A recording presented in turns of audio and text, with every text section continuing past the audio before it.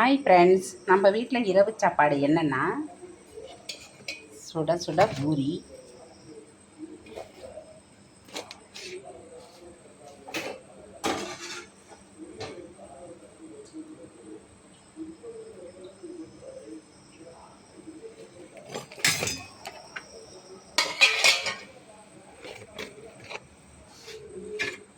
அப்புறம் குருமா பாப்பமா, கொண்டக்கடலை குருமா செமையாக இருக்குங்க. இந்த கொண்டக்கடலை குருமாவுக்கும் இந்த பூரிக்கும் செமையாக இருக்கும். பிச்சு அப்படியே சாப்பிட்டா 10 பூரி சாப்பிட்லாங்க. இந்த குருமா வந்து எப்படி பண்ணுறதுன்னு நான் ஒரு நாள் ஷார்ட்ஸில் போடுறேன், பாருங்கள். செமையாக இருக்கும். இது வந்து பட்டுக்கோட்டையில் வந்து சோலாபுரிக்கு கொடுப்பாங்க, லட்சுமி நாராயணன் ஹோட்டலில்.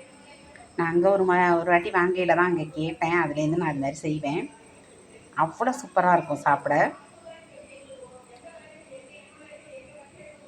நான் அடிக்கடி வைப்பேன். என் பசங்களுக்கு இந்த குருமா ரொம்ப பிடிக்கும், அதனாலேயே நான் அடிக்கடி வைப்பேன். நிறையா சாப்பிடுவாங்க, அதனால் நான் அந்த குருமாவை எப்போதும் வைப்பேன்.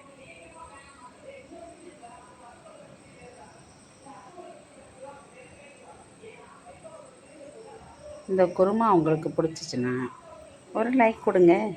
பாய். எங்கள் வீட்டு சாப்பாடு உங்களுக்கு பிடிச்சிச்சின்னா ஒரு லைக் கொடுங்க. பாய்.